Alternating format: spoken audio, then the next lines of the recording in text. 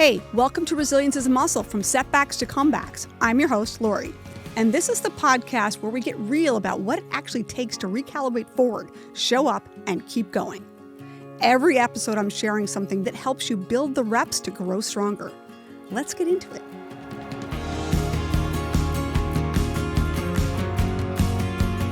So we're going to talk about a few topics today. First of all, before Lumo existed, who were you? And what was the moment that sent you on this path to do what you do? I love hearing the backstories of people's building resilience. Yeah. So my journey started after college. I moved to New York City to become an actress. Really? I did, yes. And I was not a very good actress. And I was also teaching mindfulness and meditation in big companies in Manhattan. Oh, wow. So I was doing the whole New York shuffle. How do we make ends meet? And I got pregnant with my daughter. And I realized that there was a bigger conversation for me to have in the world. We would create these beautiful wellness programs, these beautiful meditation, mindfulness programs in big companies in New York. We'd have 50 people sign up, and the day of the program, we'd have 3 people around the conference room. Oh my gosh. And what I realized was that people need to have a conversation before they're willing to show up for themselves, and anything could trump their own well-being. Anything could trump 15, 30 minutes on their calendar for themselves. Interesting. And unless it's forced by management to show up. That's right. I'm not making that choice. That's right. And I got pregnant with my daughter, and I said, okay, it's a great pivot moment. It's a great moment to evaluate where you are. And I said, I know there's something bigger for me. I want to make a bigger impact. And what would that look like? So I started looking at graduate schools. There's going to be a therapist or a guidance counselor, some kind of helper. And this was 14, almost 15 years ago in New York City. And coaching was having such a big moment, and it was so dynamic. And I'm looking at these people and I'm thinking, I love this conversation. I love this conversation about leadership and creating an invented future based on possibility. And I'm a person of possibility. And my greatest strength is positivity. So I said, I think this would be a good fit. And at the time, so we have this big conversation in the family. I have my daughter. A few months later, I start this coach training program in New York City. And a few months later, we moved to Charlotte. And the training program, this was way pre-COVID, was in New York live. I was commuting 1 weekend a month. The whole program was a year long. I can relate to that. You can relate.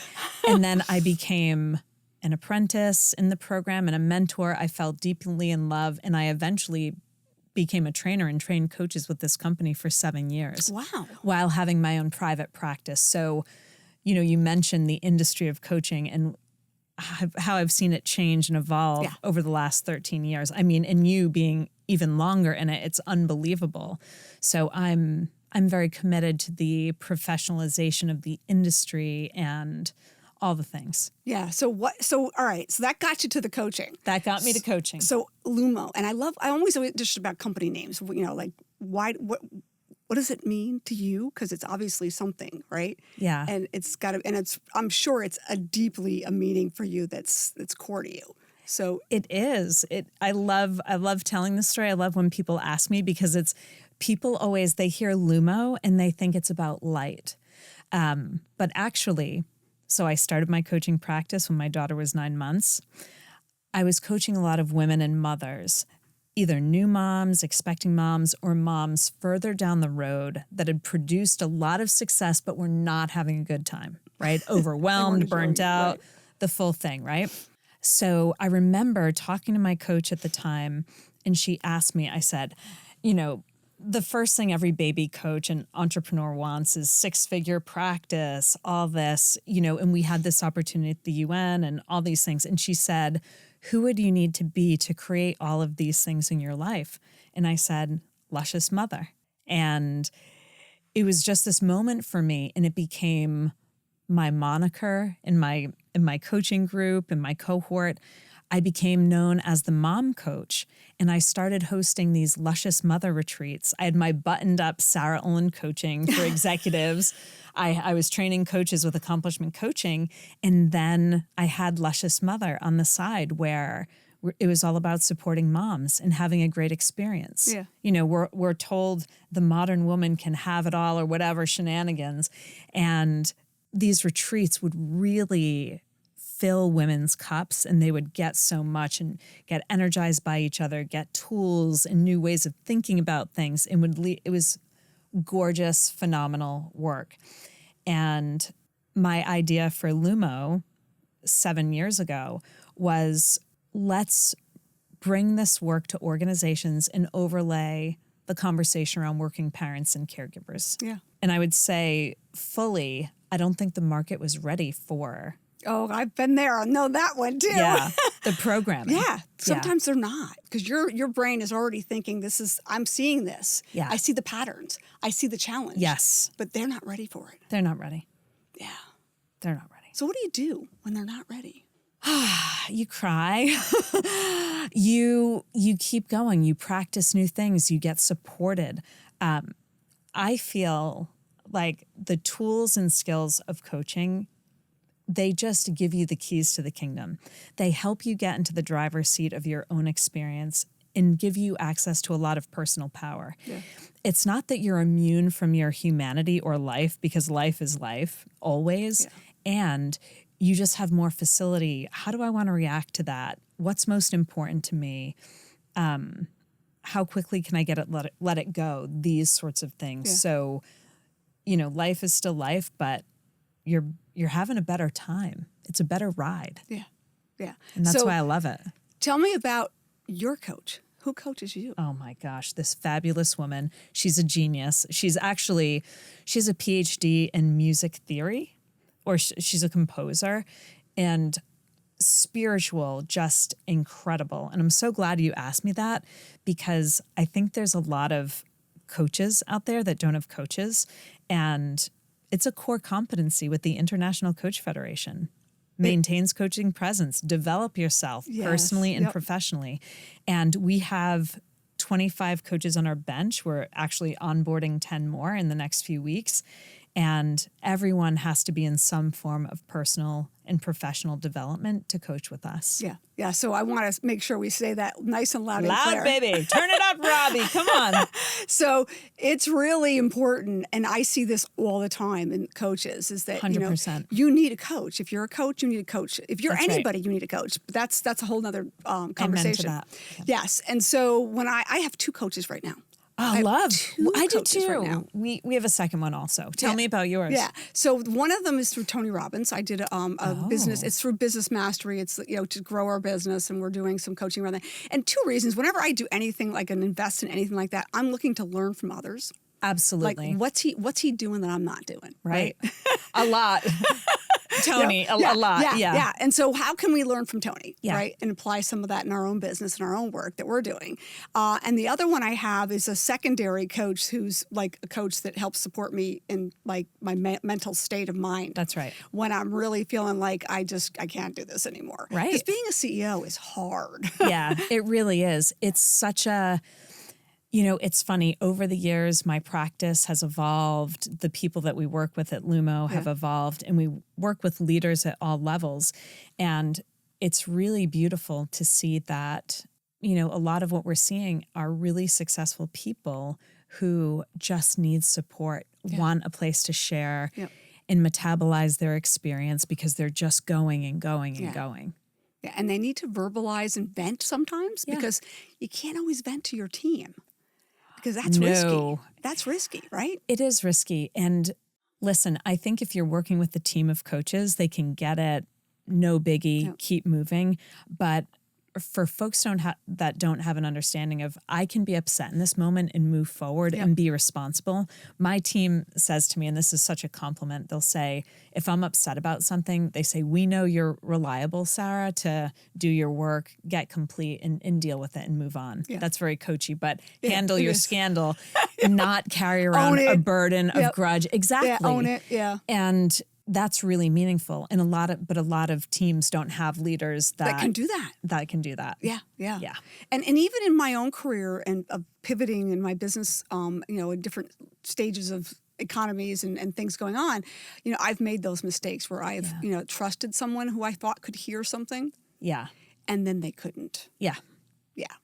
And so, you have to have that other vehicle that you can use outside of your role. 100%. And that's where that coach comes in. Right. And it's not their job to listen to their leader complain or be upset. No. And I think there's a big conversation, which I'm sure you're very familiar with, Laurie, about bring your whole self to work. Yeah. And we have a little asterisk on that at Lumo where it's be responsible. Bring your whole self to work and be responsible. If you're having a hard time, absolutely, it's okay. You get to have a hard time. Yeah. We were kicking off a huge project, and there were a bunch of coaches on the screen, all the coaches that were going to run the program. Mm-hmm. And one of the women I knew really well, who's also a good friend, I could see that something wasn't right. And we were just kind of checking in. Yeah. We said, hey, how you doing? And she said, for the purposes of this meeting, I'm okay. Oh, interesting.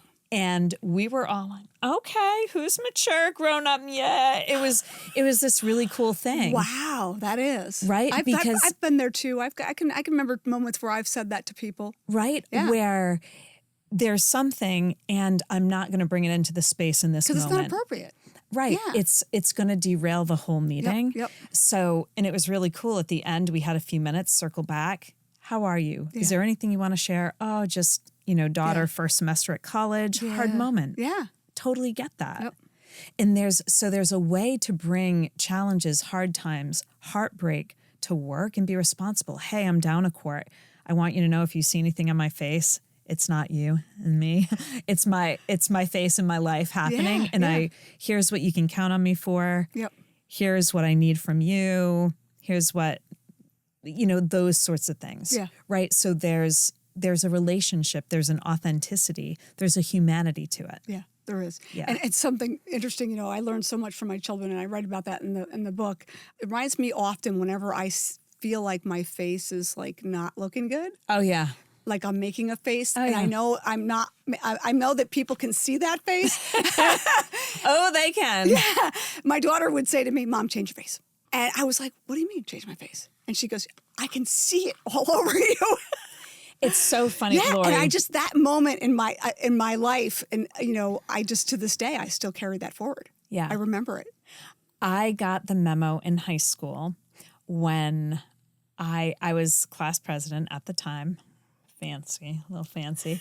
But I gave the principal's secretary a terrible stink eye. I was in bed and I just gave her a dirty look like, ew. And she went to my class advisor who, was in charge of the class officers. And he said, Sarah Bernier, I know you gave her a bad look. How dare you? And I was just blown away. Like, I'm getting in trouble for giving a dirty look. But yeah, that stayed with me. Yeah. And, leaders will say to me, I can't stand that person, but they don't know. I'm like, They don't. Yeah. People aren't mind readers, but they can get a vibe. Yeah. So one of the things that we teach in our soft skills with it's our resilience training, we call it, and it's science behind learning. One of the sessions that we do with the students, and these are young adults, these are 18 to sometimes 50. It depends on who's taking the program, right? Yeah. And these are for people who are trying to rebuild their careers or get into the tech industry some way. And one of the activities that we do with them is facial expressions, and we have them each tell a story, and each person in the group is playing a different role. One person is looking for eye contact. One person is looking for facial, like just facial. One person's looking for body movement, like did they move their head or that. One person's, all these different things. And we give each person that's in the group a role, and their job is just to focus on that one thing. Oh, cool. And then the person tells a really traumatic story that they're okay sharing. Yeah. Right. Something that happened in their life that was difficult. Right. Yeah. And they go ahead and they tell their story. And when we're done telling the story, each of the students is taking notes, and one person is not. We put them on mute so they can't hear; they can only see. Oh, that's cool. So they can't, So they have to mute their mic, so they can't hear their speaker on their computer. So it's every aspect of the senses. I love it. And each person's listening, and they're all taking notes, and then they all share. That's so cool. And it's so amazing how insightful it comes to that person. They're like, "Wow, I do that." Like I tilt my head like this all the time. Oh, yeah. I remember feedback I got from a leader when I was doing the coach training. I would say beautiful someone would share something and I would say beautiful. Yeah. I said beautiful a lot. And it's something that was from my meditation days, my mindfulness days. And you carried it forward. So, yeah, I carried it. It's now It's something I say. neuroplasticity in your yeah, brain. it is. Yeah. Yeah. So it's interesting to all of these ways that we try to help people get that self-awareness Yeah. of what you're doing. Right? Yeah. And this is the piece, like you said, about owning it and having somebody be able to be openly say that to you, and how, if you tell somebody, hey, and not in front of everybody, but at some point letting somebody know, hey, Yeah. you've got something on your face, or, you look like you're a little stressed there. Are you okay? Yeah. Right. Because that's really being kind Yeah. to someone, right? Yeah. Sharing with them in a moment that they might need to have some self-awareness about what's going on. And sometimes it just needs to be said. And we're living in a culture at a workspace where you can do that. So tell me a little bit about your coaching and when you're in with companies and you're doing coaching, do you guys get into that kind of coaching? Do you do that in your space? What kind of coaching? Where you're really helping shape cultures within a company for resilience, or for this, changing this, because we're in a pace right now with AI. Yes. Where culture is so critical for companies to be able to withstand and to be resilient. Yeah. We're fortunate enough, Laurie, to do some really robust big programs. Sometimes we're doing smaller programs. And absolutely, our work creates culture, impacts culture. It helps people have that self-awareness of, what am I bringing to the party? Yeah. When people complain about culture, I always say, well, what can you be responsible for about the culture? What are you bringing to the party? And it's like, well, I'm great. Really? Yeah. You're wonderful. And everyone else sucks. Yeah. That's unbelievable. Literally. Yeah. So there's an opportunity, like, what am I bringing? Like, it could even be, I'm resigned to the culture that's in place. Yeah.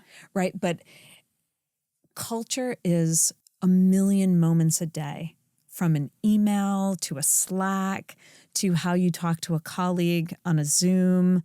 When we look at it from a really high level, there's some funky systemic programming that we experience, right? Yeah. Of overworking, of overfunctioning, perfectionism. But we're all part of it. We're all contributing. And I know, I myself, I see myself bloody at the finish line. One more email.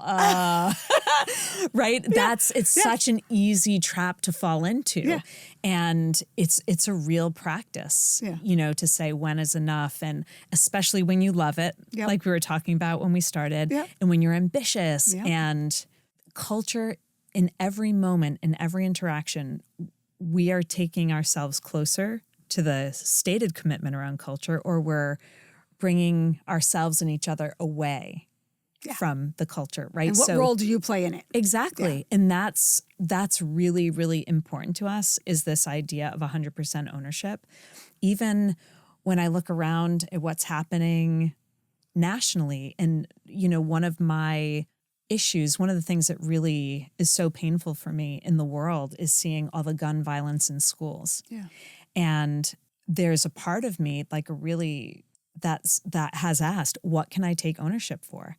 What can I own about this? And it's like, well, if I'm not taking action against it, there's a part of me that's complicit. Yeah. And that's a really hard... It's hard. It's a really hard pill to swallow. It is. But what we did was we partnered with an amazing nonprofit at the end of 25 to support their people in giving them coaching and leadership training, because I can't go and fight that fight.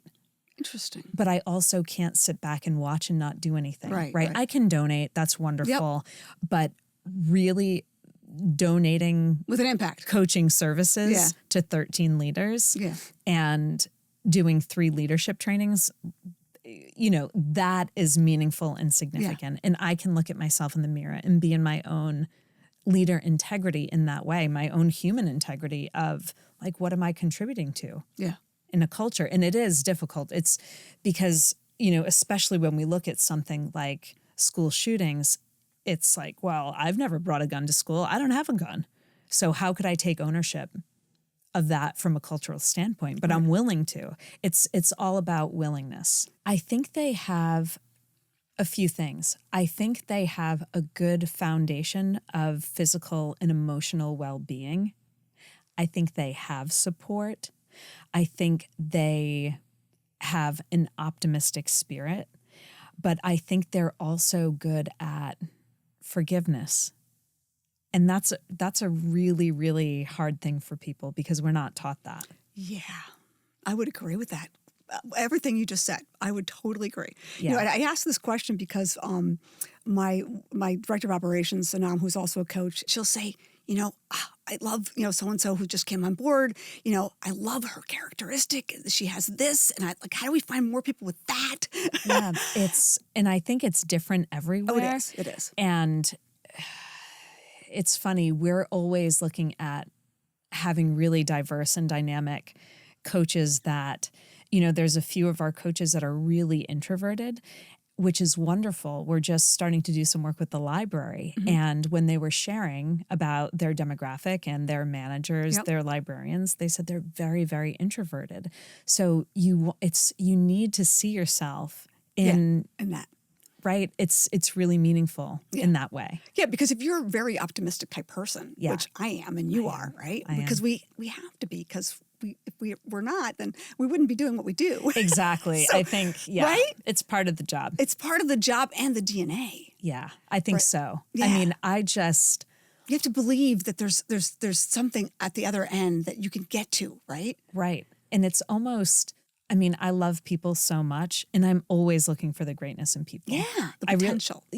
Just, in who they are beyond the shenanigans of the judgment and the anger or whatever the boo-hooery is. It's looking for, you know, you're great.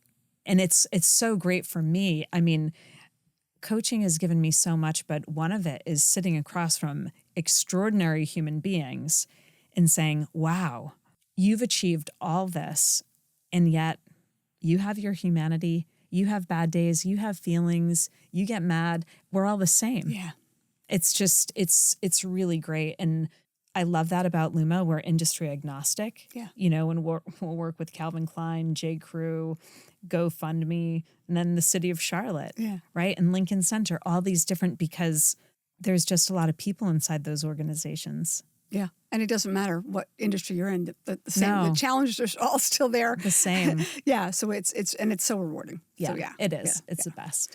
Okay. So working with parents, you know, this is really a unique, you know, compounding pressure of working parents versus non-working parents, right? Yeah. There's a lot going on there, especially today, right? You know, professionals are demanding, you know, a lot, and really, you know, how does that intersection the challenge of or supercharge resilience when you think about, you know, when you're thinking about working with working parents versus a not working parent, right? Yeah. Or somebody who doesn't have kids versus somebody who does in a leadership role, right? Because there's more responsibility, there's more going on there. Right. Yeah. And I think there's a higher need for resilience to overcome some of the guilt and things that they might be feeling about being both. Yeah. It's funny. I try not to put people side by side and like, oh, you're a working parent and you don't have kids. Right. Therefore, it's the philosophy is really, how do we take care of people and what do they need? Right. Because the person with no kids might have elderly parents or there's something else that they're a pet that they love and is sick, or, you know, there's so many things.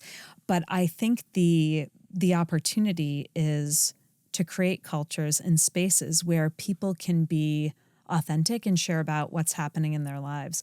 And I think that was one of the gifts of the pandemic, that people couldn't pretend that they didn't have, you know, their kids were busting into Zooms left and right, or they've got or their dogs were barking. The dogs are barking. Exactly. Because they have dogs. They don't have kids. Exactly. Whatever people's lives. Yeah. So I think we're getting better. And I think ultimately it does help leaders be more resilient. I think there's wonderful things in parenthood, and it can be very, very painful. The path can be really painful because if they have to hide or they feel like they need to hide or they're radically under-supported. You know, we hear stories because we've done a lot of work in the transition space from working professional to working parents, but dads who have generous parental leave policies but feel like they actually can't take the leave. Right. Because the culture doesn't let it. The policy says yes, but I mean, if he did, there would be big impact, big ramifications. So we can have, and we've got problemo after problemo after problemo. We don't even have a national paid leave policy in the U.S. Right. We are one of the only countries in the world that doesn't have a national paid leave policy. So you're going state to state. Yeah, with New York, they have the MFF family. Yeah, so I've had employees use it for of course, dads who needed to take time off when mom went back to work. They use it because they naturally need it. Yeah, but we've got this high level problem. But then we have cultural challenges. Then we've got companies that have no policy. Then we have companies that have policy and bad culture. And then we've got the unicorns that they've got it all popping. They've got the policy, they've got the culture, and we hear it all. A few months ago, someone said that their manager said after a long battle with infertility, which we know is painful and expensive, the manager said, well, Q3 is not a really good time to be out on leave. Literally, I'm not making it. This is what's happening in the world. Wow. And we have had countless conversations with employees who have been in the impact of poor leadership, and they leave. Right. Unbelievable. They'll leave. They'll go to another company. They'll hang their own shingle. Yep. So if your top talent is leaving, take a look around. Yeah. Look at the culture. What's actually happening? What are the hard truths that we're not surfacing? Yeah, it's one thing to say, hey, that's not a good time to take a vacation, but parental leave. But parental leave, or elderly care, or those are things you can't control. No. And my director of operations just, texted me late last night because her father-in-law was, suddenly had an illness that she's like, I got to take the next 2 days. Like, do what you got to do. You got to be there for your family. 100%. Right? You can't say, oh, well, it's not a good time right now. Yeah. Yeah. There's no control. There's no control. Yeah. Yeah. Wow. All right. So one last question for you before we wrap up. Okay. AI. Okay. And coaching with AI. We're launching a learning management platform. Yep. That's one of the things we teach and we train and we do coaching and all of this, and we do it all part of a learning management platform. Yep. We've had one for years, and we're designing our own because we got frustrated with the ones that were out in the market. And so one of the things that we looked at is when we started to do this design is how do we use AI to empower our customers using the platform. One is to create curriculum and content because it's great for that, right? Now, the second piece we're doing, though, is as we have students taking sometimes some really difficult content courses, but there's courses that we have that are typical organizational courses, but then there's courses that are like into business automation, AI learning, software engineering and development that may require somebody to say, hey, I need help with this right now. Yeah. I don't understand this. So we have an AI coach that comes in, right? But one of the things that I really wanted to make sure that we did in this process of creating this is to make sure that the coach option wasn't one of those loops where you can't get out of it. Oh, yeah. And when you need a person. Yeah. Because there's nothing worse than calling a system in that's AI driven and you can't get out of the loop. Yeah. Right? People need to make loops broken so you can get out of them so people can talk to real humans when they need to. And so that's the button. You can click on that. And obviously when you click on that button, you're not going to get somebody right away. You have to book it so a calendar invite comes up and they can schedule a coach, right? And customers this is a B2B platform, so customers can integrate their own coaching capabilities into it if they want to as well. Wonderful. We designed it for us and for customers. So when I think about coaching in AI, I'm hearing a lot of people doing coaching with AI. What are your thoughts on that? Oh my gosh, it's such a hard question. I know, and I'm leaving it for last. I know. I have really mixed feelings about it. Yeah. We met a young man at a conference. We were at the Lawyer Coach Conference in New York, the first ever that inaugural. Had to be an interesting topic there. It was fabulous. Yeah. This firm called Volta, they put it on. Amazing founder Sang Lee. And there was a young man there, amazing, talking about AI coaching. And I loved his philosophy. He was saying that, he was using it as a way to support kids in school, underserved children. That's what we use it for too. Right? So it's, when I hear things like that, if that's the only way someone could get access, our work is human-centric leadership. That is the work that we do at Lumo. Yeah. So I think that AI can only take us so far. Yeah. And I think actually the future is going to be how deep our human relationships are. Yeah, I agree. I really do think that's the future. It is. It can't be outsourced, and you see people doing it well and you see people doing it really poorly. Yeah. So that was really the motivation for me around the book and getting this out there, was because I truly believe the same thing, that resilience as a muscle is about building the resilience in this time where we're in this rapid change, and how important it is for us to have those human connection, those relationships, to help build that muscle that we need to sustain and survive together, right? And so when I think about coaching, you're spot on.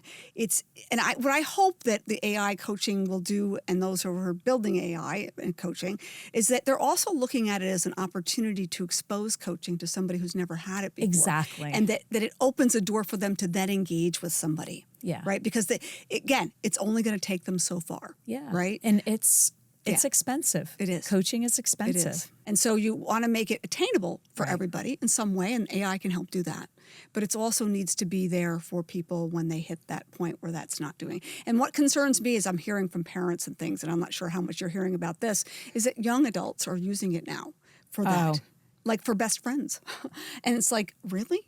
Yeah. So I'm hopeful, because I'm an optimistic person, that there is a future there, that because of AI, that it's going to, and because of COVID, and because of all the things that we've been through of late, right, that people are starting to realize how important human connection is to us to survive. It really is. And I have a teenager, and, when I was her age, she's 13, she'll be 14 this summer. I had a little boyfriend, and we were doing everything we could to see each other, do some smooching. She has a little boyfriend. They have never hung out or, it's just different. The bonding relationship They don't there. talk on the phone. They text. Yeah. So it's just, it's different. And I don't know. I love it for certain things, but I don't see how it takes the place of people. No, it won't. It won't. And I think the onus is on us as a society and as parents and leaders to make opportunities for connections. Yeah. Right? Like our parents did, right? They did, they put you in places where you had to hang out with other kids, right? Yep. They took you places and that. And I know the world is busy and life is challenging, but parents need to do that more now than ever. We need each other. Yeah, we need each other because it's our survival. We need each other to survive. Thank you so much for being here today. Oh my gosh, we'll my wrap pleasure. with that thought that we need each other. We need each coaches. other. We need support, and we need to do that to be successful. Okay. Thanks so much for being here. Thank you for joining us here on Resilience as a Muscle podcast. At the end of the show, I'm going to have a link for some great resources and tools for you to share so that you'll have something to go back on and to learn from as we move forward and being more resilient. Thank you. That's a wrap on this one.